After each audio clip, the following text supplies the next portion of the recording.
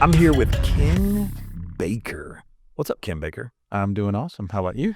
Doing well, man. I was wanting to have you on this podcast to go back in time. When did I meet you? 2001, Really? when I was with Panasonic Car Audio. Right. About the time Trey, my son, was getting ready to be born, the wife said, "Hey, being on the road 3.5 weeks out of the month and being home on weekends isn't going to be enough when we get this boy coming along." So I was looking for a new gig and was pulling into Car Stereo Warehouse over on Independent, and ran into the Mike Burke. Oh, He was tinting some cars, and he was cruising around in this pretty Chevy van with sun stoppers on the side. And I said, whoa, you're Lightning Mike. What's this sun stoppers thing? yep. I remember that. And I do remember that. And we were talking in the parking lot, and I said, well, I came back as Sun Stoppers so people would not know they were doing business with Mike anymore. Wanted to be a little more professional, grew up a little bit. New image. And I said, hey, I'm selling territories for residential commercial tinting. And you looked at me and said, this sounds interesting. It'll get me off the road. And you said, if you can come over to my house and convince my wife. She's a hard sell. She is. And you said, if you can come over and convince my wife, I will take one. I said, done.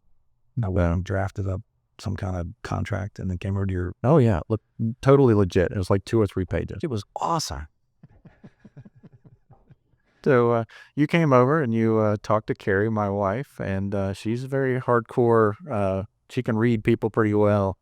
And she goes, what if he doesn't like it after a year? And Mike goes, if he don't like it after a year, I'll buy it back. Because if he markets and advertises the way I'm telling him to, it'll be a gold mine for me and easy for me to resell. I did say that. You gave me the buyback guarantee. Well, the reason why is because I knew myself and I knew this business model. And I knew if you went and spent a shit ton of money advertising and you didn't want to do it anymore, then I'm going to be hitting the ground running a lot faster than I would have if I didn't have your money already being spent.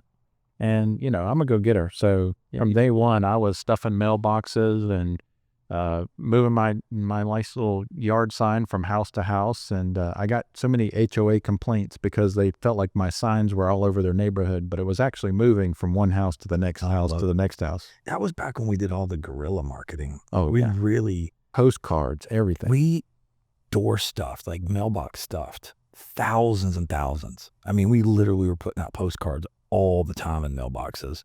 And I think you called me and said, Mike, I'm thinking about buying a scooter. I bought the rack for the back of the van. You never bought the scooter? I never bought a scooter. Okay, I wanted to get clarity on that. I was like, did you ever really buy that scooter? No, I bought the rack, and then I think I used somebody else's scooter and tried to do it one day, and it just was hard. Yeah, I get it. I was like, I'd rather do it in my van and just lean out the window. Got it.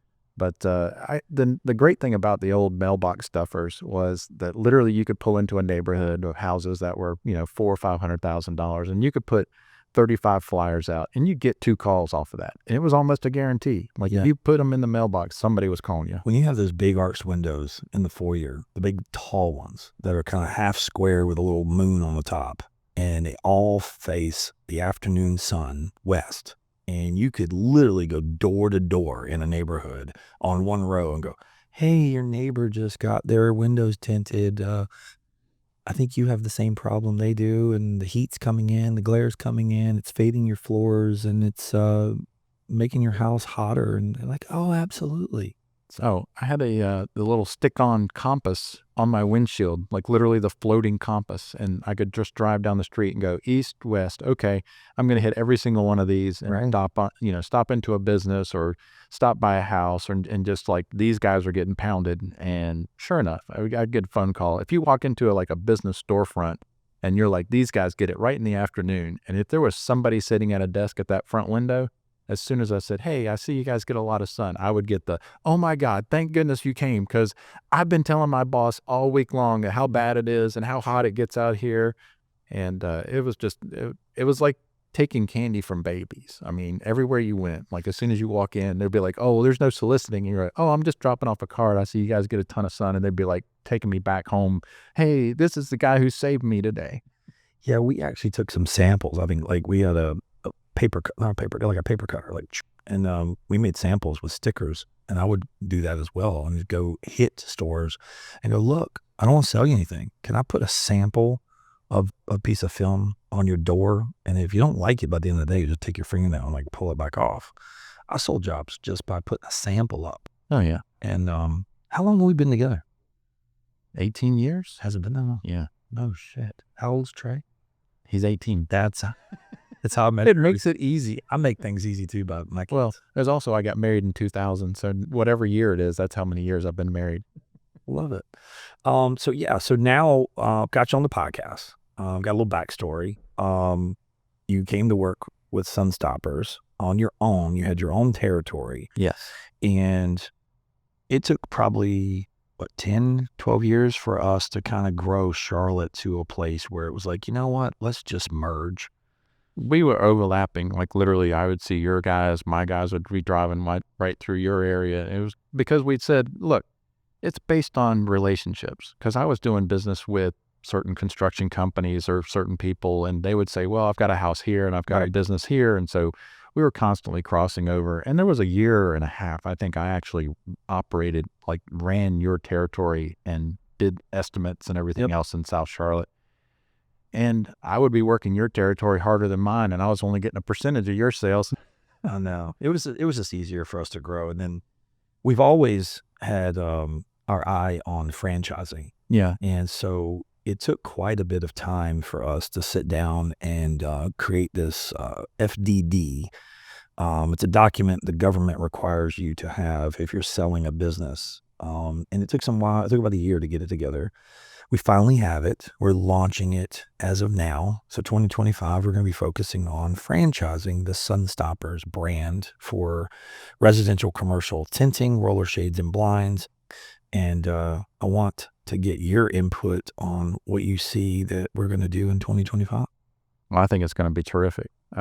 Because like I said, I started off with just me in a van, and I was my marketing campaign, and I would get tidbits of information, but the internet wasn't really pushing that hard. Like literally, paper was still king. I had yellow page ads in Gastonia and other newspaper and other yellow book advertisements, and that was like where you advertised. If you wanted somebody to pick up the phone and call you. And as we evolved, you were always one of the cutting edge guys, really pushing the internet, pushing the website, and spending the money there where a lot of our competition weren't. So that kind of put us ahead. Yeah, I'm always looking for the next door to open on opportunities. And right now, it seems the glass companies, the architects, interior designers, and just building relationships seems to be in networking. It seems to be working really the best. Yeah, I mean, back when it was just me in a van, it was hard to spend the time doing that when you're constantly trying to go after the next, low-lying You're chasing the next hot dog, the next hamburger. So to spend, a week making phone calls and doing, meetings and things like that, there was a week you weren't making any money. Right. So that's the thing you don't realize when you start a business. You are the business. You eat, sleep, breathe, answer the phone. You're the accountant. You're the guy that orders the film. You're the guy that orders the shades. You're the guy that goes and does the work. You're basically wearing every hat of the organization. And so it doesn't free up a lot of time to go take people to lunch, build relationships, and grow your business in that way. Which is why I always felt like you were always the key to growing. Every time I wanted to do something, I would kind of touch base with you and say, well, here's what I'm having trouble with. And you're like, well, I've got this guy over here. He'll be good for you. Yeah. Just hire him and pay him this much, per week, and you'll be set. And then hire him a helper, and then get out there and you do the sales, and you just keep those two guys busy. And when I came to you and said, look, I think we need to get this, bigger, and we need to focus on the franchising. And we'd made it through the 2008, shutdown, but we grew every year. We did. The economy could be in the total toilet, and we would still grow by 10, 15% a year. We did. And this podcast now, for you and I, is to show the new potential buyers of Sunstoppers, what it takes, where we came from. When you were running your van by yourself, what was a good week in sales for you back then? Typically for me, it was $5,000, $6,000 a week, sold and installed. my rule was always $1,000 a day. You can always just turn $1,000 a day. You're doing $5,000-6,000 a week, and that's $315,000 a year. And then you're going to take expenses out of that, and then you're going to make a decent living. Yeah. You run all the expenses through your business. So at the end of the year, you say, well, I made $20,000, but I paid $100,000 worth of bills. Exactly. That's a lot of things people don't take into consideration when they're opening a new business. But yeah, we've done really well, and you've grown, and we've got a team now. How many vans do we have in Charlotte? So we got 4 vans running install every day. Then we've got the 2 outside sales guys. 2 outside sales guys and 5 installers, or Yeah. 5? Yeah. Yeah. So we got a great team of guys that are working consistently, and we're keeping them busy. What do you think we're going to close revenue-wise? And this year we've finished 1.6, 1.7. Oh, wow. Yeah. More than I thought. Yeah. So we got some big projects coming up. Yeah. Finished this year. So we've got that Wake Forest Medical School building. That's right. Yeah, a good chunk of change. So we're going to finish probably about 1.7. Yeah. That's great, man. Not many people are doing that. No. I think we're doing pretty good. I think we're doing all right. I like it. We got more competition now in Charlotte than we ever did before. I get asked that question quite a bit. Oh man, there's a guy open down the street. I say, great. I hope he's advertising. And I go, what do you mean? I go, do you know how many homes? Do you know how many businesses? Do you know how many buildings there are? Listen, if somebody comes into a market, I just hope that they spend money on marketing. There was this one kid, Ross, and I think you sent me an Instagram, and it was some cowboy. And I was like, hell yeah, look at this dude. I'm like, he's cleaning windows. He's doing this. He's doing great marketing. He's one guy running around, carving out a living. He's not going to be able to compete with our army. So what happens is that he's creating awareness that he may not be able to get to. And in the automotive side of tinting, I might be off today and I want to get my car tinted today. I call the shop and they go, oh no, we're booked up today. And then I call the next guy and they're available, and I go and I get my windows tinted. So a lot of people, when they make decisions, is based on availability. Oh yeah. So if you don't get to the phone right away, if you don't schedule that appointment right away, you call an hour later, 3 hours later, the next day, you could have lost them. Yeah. And so I'm always the guy answering the phone. Like if it rings, answer it. And if I've got people who are like, well, I'll just call them back and when I'm free, you're like, no. You gotta lock it down now. Well, you come from an ownership mentality because you ran a business that you own, and you didn't make money unless you answered the phone. So when you have a salaried employee, it's very different. They're like, oh, I'll get to it after lunch. I'll do it later, because it doesn't affect their day-to-day performance or what they get paid.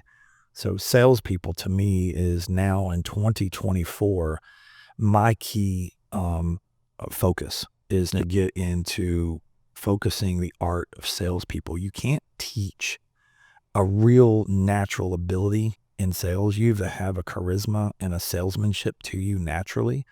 I don't think it's something you can learn how to sell products. Yes. You can learn how to have a process. Yes. But to have a salesmanship, which is like a charisma, it's almost like an actor or an actress. When you get on stage, they can become what the audience wants to see and provide information, and people feel comfortable. And it comes natural. So it's not like a rehearsed script. And those people are what I'm focusing on in 2025 is finding better qualified salespeople. Yeah. I think one of the things that I always focused on as a salesperson was I didn't ever want to sell a customer. I wanted to basically inform them, teach them what we do and what the process is and what the benefits are, and basically let it sell itself. Because if somebody feels like I'm being sold to, they seem to put up a lot of shields, where versus like, I'd rather educate you and you make your own decision and you say, wow, if that's going to help, resolve my issue. Yeah, I'll pull up my wallet, but I don't like being sold. I understand that. There's a lot of people out there. I've learned some techniques, just riding with you in the past, and then also riding with some of the other guys, diversifying and listening to the customer and not being too pushy. My sales taxes are to create some type of sense of urgency. Like, hey, we're going to be booked up in a week or two. We got a big project coming up. If you don't want to get it in now, what's it going to take to earn your business today? That kind of thing. You called me, I didn't call you. So I'm a not a pressure sales guy. I'm more of I want to build a rapport, a relationship. I want to have a friendship. Yeah. There's been many times I've been in homes and people are like, hey, you want to stay for dinner? And I'm like, Yeah. That they ask you that. They never ask me to stay for dinner. We do, man. I don't know why. I'd start talking bourbon. I start Well, talking whatever. And you're like you basically start every conversation with, "Hey, I want to be your friend," and right. I start every conversation off of, "What's your problem?" so I can solve it. I want to just solve your problem. I want to get out of your hair and let you get back to your day. But I don't get Mike there wants fun. everybody to come out to the farm and go shoot Yeah. and ride four-wheeler. One of my dearest friends today is a guy that's in his house, Ron. And I've known him 18 years. And he came and spent the night at my cabin house our cabin farmhouse in Marshville on Friday. Hunts with me, and we've become very good friends. And so, introducing yourself and being friendly to me is what I love. Yeah. I love to be making, an impression. Yeah, you're the extrovert. I'm the introvert. Oh, makes sense. That makes sense. Even though you say you were the shy kid in school. Um, I was shy because I wasn't as knowledgeable. I was very antsy and I had nervous energy. I was the guy that always had his legs shaking underneath the table. That's the ADHD, and And the teacher's like, Mike, stop, stop, stop, stop. But no, I'm just anxious. Everything is I don't want to miss an opportunity. I don't want to miss anything. So I think my temperament is just I'm curious and don't want to miss the opportunity to be doing something that other people are doing. Yeah. It's like, oh, what are they doing? What are they doing? But yeah, for Sunstoppers, we're moving forward to the franchising. We just did our first show in Austin. And how did that go? it went pretty well. The show was a Friday, Saturday, Okay. and I think most of the people that came on Friday were people who were looking to invest. And so they were looking for a business that they could put some money in, Right. hire a couple of people to run it, and they didn't have to worry about it. Where I think our model, we've always been after the owner, operator, and basically you're the guy who's doing the sales, doing the installations, and then as you grow, you add help, you put them in a van, and so you can grow it, but it's all scaled off of you versus just being an investment. So you buy a franchise. What's the first step? First step's going to be training.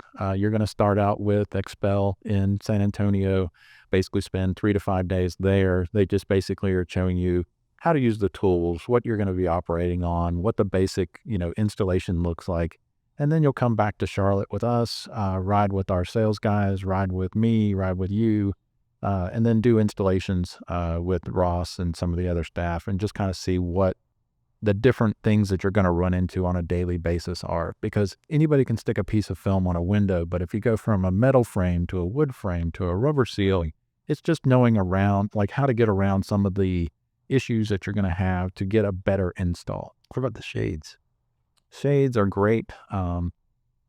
I think I went probably 3 years before I realized that, I would go to customers' houses where they'd say, hey, I've got a real bad problem. I need you to come out, give me a quote for window tinting. And you show up and they go, I need privacy at night. And you go, okay, well, I don't have a film that's going to give you privacy at night. Or I've got a really bad glare on my television, this 3 hours a day. And I'm like, well, I'd have to black that window out 24/7 to give you that 3 hours of relief, where if we had a product that could just be lowered and raised back up, that would be more convenient for you and give you more of what you're looking for. And I had a employee at the time that was in my business networking group.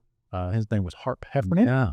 And Harp was the shade and blind guy in our business networking group. And I started having him help me on window film installations and just kind of taught him how to do that.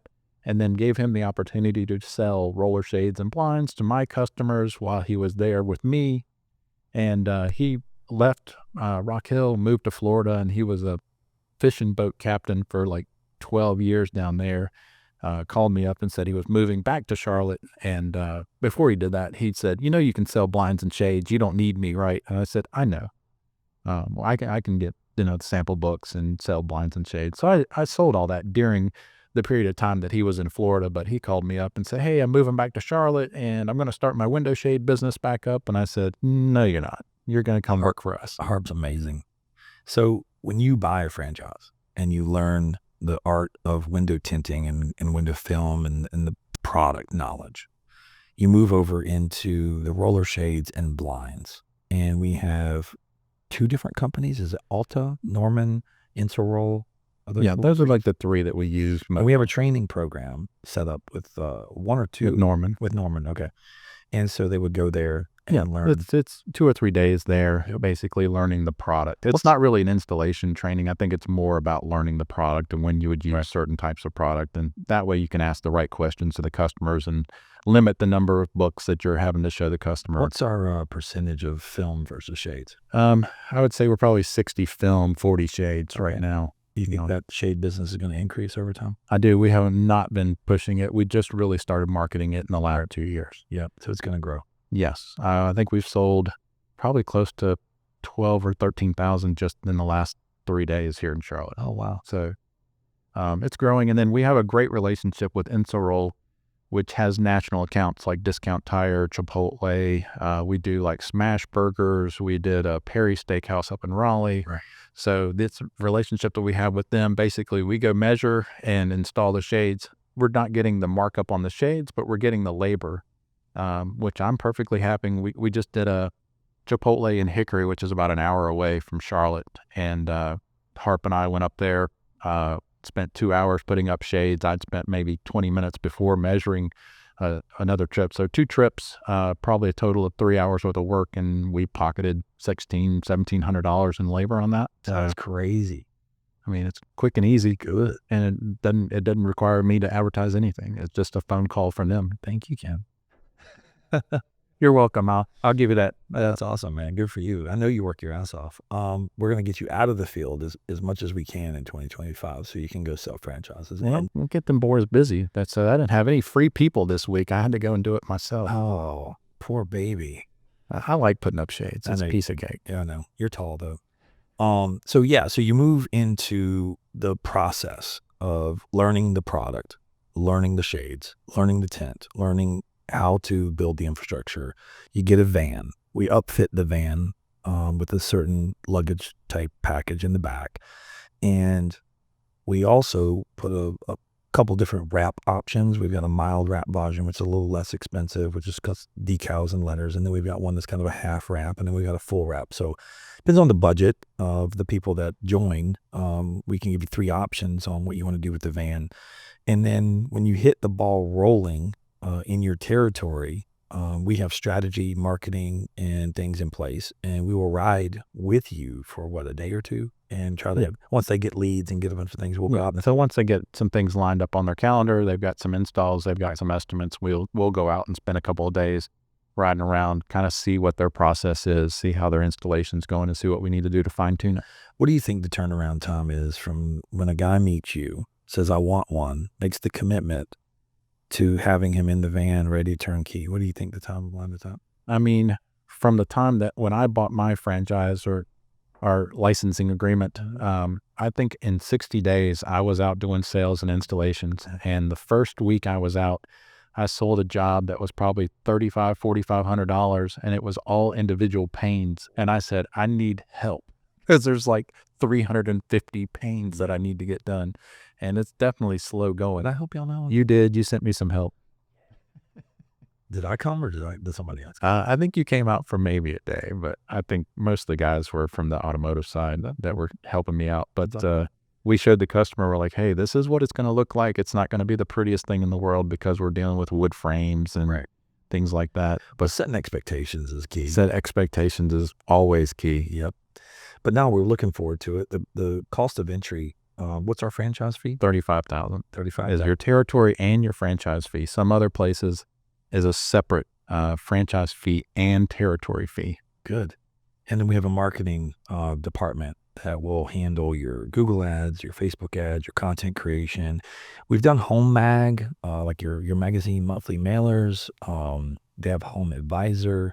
There's a lot of different tactics that I guess we could sit down with the new potential buyer and say, okay, we've seen success here, here, here, and here. But it's like the more seeds you can plant, obviously, but you don't want to suck up all of your budget all at once. So you don't want to go crazy. But if you want to keep it on a budget, man, we can always put yard signs and people's yard flyers and wires. Yeah. It's just a matter of how much legwork you want to do. You can either pay for that advertising or you can go out and knock on doors. And I have customers that we've had for years that literally I was driving past a shopping center and saw a dumpster out there doing an upfit on a, dentist office or some type of restaurant. And I just stop in, say hi, hand out a card. And I get phone calls from these people day in and day out. We're doing probably $10,000 for a construction company this month alone. That was a card that I handed out when I stopped and saw a dumpster sitting in front of a storefront. That's crazy. Moving forward, for a franchise owner, how long did it really take you to build your area enough to where you needed help? Probably that first year. First year? Yeah. First year I was doing as much as I could in sales and installations by myself. And I needed an extra hand just to make things go smoother. Right. And I found that, training that person and trying to, educate them on how to do the things I needed them to do. I needed them to clean the windows ahead of me, and I needed them to clean up after me, and I needed them to put film back in the van, and I needed them to... How long did it take you to get that person up to speed? Maybe 20 days. So less than a month. Yeah, less than a month. They weren't tinting windows at that point. But in a month, you can, if you had to leave at like 1 o'clock to go do another estimate and you had to come back to that job, you could leave them there. That was probably a month and a half where they were actually doing installation. So within 2 months, you can leave an installer, have them at a house, and you go, hey man, I need to leave. I'm gonna go do an estimate for a house not too far away. Then you come back, make sure the project's wrapped up, clean it up, that kind of thing. Yeah, absolutely. Did you start doing that? I did. So we would usually go drop him off, get the film that he needed, and then I would go to the next job, and we'd be both doing jobs all day long. So we have if you were financially set, you just would have bought him another van. Oh yeah. Looking back, which I did get to. Right. So looking back, you would have been like, hey, if I would have bought a little cheaper van, you think if you were busy enough, you could have bought another van and put that guy in a van 30 days. No, not 39, within 90 days maybe. The thing that I found having a helper and somebody who could actually do window tinting is the two of us on a job site could get the job done in like 2.5 times faster than just one person doing it. So literally we could do 3 houses in a day together, where if we split, we both be doing 1 house each. Got it. So it goes fast. More efficient, actually. It's more efficient when you have 2 people there. It almost slows you down to be by yourself. Right. Well, that's good to know. Because I was always thinking, it's weird that you can have 2 people. You would think you double production, but it's actually like 2.5 times the production with 2 people. That's good knowledge to know. Who's been like your bread and butter? Like when you first started, like did you have like a certain client that gave you multiple jobs or multiple work, or was there a certain neighborhood that you go back to over and over and be like, oh, I'm in this neighborhood every week? So for me, it was the 55 plus communities. Really? So I would get in there and, you'd meet the sweet old grandma and she would be like, oh, thank you so much for tinting my window. I sit in front of this window all day long because I'm retired, and you'd tint that one window. And they would tell 10 people at the next little party that they had. Why are they tinting the window? Why? Because it was hot. It mainly just hot. It was just heat. Was it glare? Not glare. TV. They mainly heat. Just heat. Most of these 55 older, communities back in the day, the glass was cheap. Everything the builders were cheap. So anything you could do to reduce the amount of heat that was coming in just where they were sitting. They didn't need to do the whole house. They would want to do like one bank of windows. Sometimes I walk in the door and I'm like, why am I here? What do you want to accomplish with this film on your window? I can't see my TV from 4 to 7 o'clock at night. Perfect. I got a little darker film, a little more high refractive film. It's going to give you some shades, give you some glare reduction. Everyone's got a reason why they want something done. And you can usually get that down in the first 5 minutes. Yeah. And I would walk in and I'd say, what kind of issues are we having with the sun? And like literally they would say, oh, it's so hot, or, oh, it's just so bright. I say, what's in the fridge? Hey, what's for dinner? And I think I walk in and I go, what's for dinner? And they would feed you too if they let it. Man, I'm a big angry guy. But I would take the yard sign and put it in that 55 plus community. Yeah. And I would move it from that house to 2 houses down to their next friend. And then I would move it 2 houses down from that. And then I had the little old lady a discount if she called her neighbor. Every once in a while I would say I'll give your friend a discount if you tell them you referred me and call Betty down the street. But usually they call me up and say, hey, Betty wants to have a storm door done, and you're like, great, I'm gonna drive. If you call her now, I'll give it to her at a really good deal. But if you call me next week, I'm gonna be like, bro, I gotta come late. Yep. sweet lady, I got to drive all the way home, all the way back out here, and that's a trip charge. Oh yeah, but Did you have a minimum back there? back then I didn't. No, me either. I think $75. Now it's what, 150? It's $275, my friend. No, wrong. See, I'm so out of the word, man. That's crazy. We're $275 minimum. You gotta pay somebody. It's not me. Names are expensive. Our time was cheap. Yeah. These guys are expensive these days. No, what happened to labor? It got expensive. Dude, and Trump wants to close the border. I'm like, fuck no, let them in. They want to work. Diablo Espanol is not my number one. No, it's the Hondurans, Haitians. I mean, all the countries that are, really, really bad. They want to come, because I'll meet guys that do some work at my house. And I was like, where are you from, bro? Because I'm thinking they're Latino Mexicans, right? I think they're from Mexico. He goes, no, I'm from Honduras. Don't insult me by telling me I'm from Mexico. I'm like, holy shit, I didn't know it was that bad. And then my buddy, he's like my brother, Boston Rob. I talked to him this morning, and he was like, man, the Brazilians are just taking over in Boston. And I'm like, well, start hiring them. Yeah, the thing that most people don't understand is that they're taking less, they're getting paid less, but they've got 6 or 7 people sharing the payments for everything. Right. So instead of like in our normal generation, like, okay, let's say there's 2 people living in the house. Well, those 2 people's income is going to pay for that house. They've got both driving cars, and they've got 6 or 8 people living in that house, right? All contributing. Car. Yeah, like they got one car, and Darwin is from Honduras, and he does a lot of work at our shop, doing maintenance and different handyman type things. And he bring 4, 5, 6 guys. And I'm like, where do you get all these guys from? He's like, oh, that's my cousin, and then my uncle, and then that's my uncle's brother. And they all live together. They all live in the same place, man. It's crazy. I'd like to see how they design the bedrooms. Like, does everybody have like a triple bunk bed or something like that? One guy sleeping in the ceiling? I think you sleep feet to face. Wherever you can. It's crazy. But we need workers. And the thing I like to look for is, if you're in the military and you've gotten out of the military, it's very difficult sometimes to go get like a job. Yeah. Because they don't know what to do. They've been in the military for 10, 15, 20 years, and they're like getting out, and they're like, where do I go? What's my next career path? Retired firefighters, retired policemen.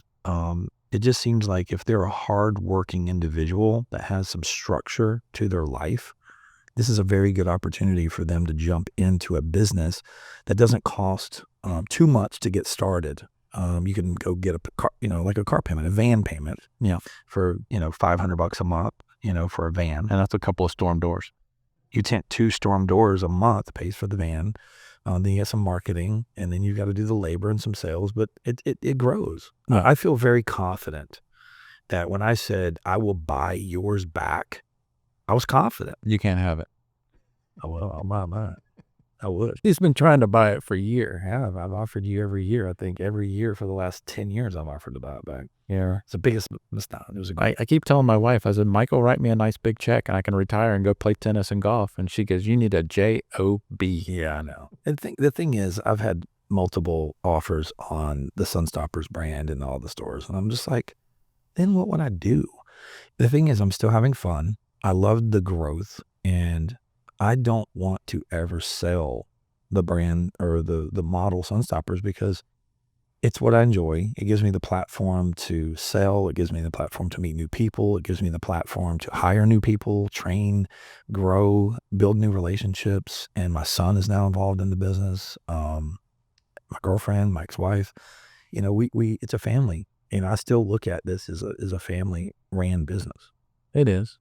And I think a lot of your employees felt like they were family, and sometimes that didn't go so smoothly. I can't be dad to everybody. You can't be dad to everybody. And I did remember when I had children that I had to whoop their ass every once in a while too, and they straighten back up. So I got to remember that the people that work in this company, I go like, all right, get my belt out. How old are you? But I think you and I have always been on the same page that Sunstoppers could be something bigger. It's going to be big. It's going to be really big, and it takes effort. And I always feel like there's 1,000 little problems that have created like a big cut that kept me away from really focusing. And I feel like now was the right time. I feel like we've got the right strategic partner with Expel. I feel like we've got some help there, and they're going to work very hard to get better. and they're willing to put the money and the dollars in behind this effort of what we call the residential commercial films. And we've learned a lot. And I wasn't really always ready. You know, when people go, oh, you know, you're going to start, I was like, it's like having a child. Are you ever really ready to have a child? I mean, Yeah. do you have the right job, the right house? No, you're never really ready until you do it. So it was time. I feel like we're on our second or third kid now. It's like cruise control. It is. I agree. And very fortunate to have you as a great business partner. We work well together. Neither one of us are greedy, and neither one of us want to hurt each other. So I think that's been probably the basis. No, and usually, I mean, the other thing that Mike and I have done over the years is, I think of probably 2 or 3 years into me running my territory, I kept getting phone calls for automotive, and the closest shop Mike had was clear across town. And Charlotte is not super fun to drive across town, and customers weren't willing to do it. So I had told Mike, I was like, look, I found this, rickety old building That's right. that's in the parking lot with an auto bell. And I said, I've got a little bit of money stowed away. I was like, if we could go in like 50-50 and you handle like the labor aspect of it, I'll make sure that it gets business from my advertising and my marketing. And we opened that shop up, and it's been doing great. I mean, we ran that shop for probably 2 years, and we had a good chunk of change in the bank account. And we said, do we want to write ourselves a check or open another one? And Mike said, let's do another one. So we opened that one, and then like a year later, that one was doing well. And so we opened a third one up together, and it just kept kind of snowballing. The automotive side of it is more my temperament. The staff, the everyday operation is more my skill sets. You know, when we just said earlier, I'm more the extrovert, you're more the introvert. I think the home portion of the business is really your niche, and it's you thrive better in that environment. It's hard because I'm dealing with adolescents every day. I thought you were going to say attitudes. No, it's I look at it as like I'm dealing with just temperamental people that need, soothing. They need coaching. They need a big brother. They need a dad. They need, guidance, leadership, training, just a lot of day-to-day things to help them get better. And I think your patience level was a little less because you come from more of a structured background, more of a background of the corporate world with, rules. And these are guys that don't like to follow the rules. They don't like rules. They don't like rules, man. So when, you came in, they're like, tell Ken, man, never come back over here. And I'm like, Ken's got a good heart. He's a great guy. I know, but he comes in. I'm like, all right, I'll handle it. And, you kind of kept things moving along. I just don't like seeing people goof off. Yeah, sometimes they were goofing off.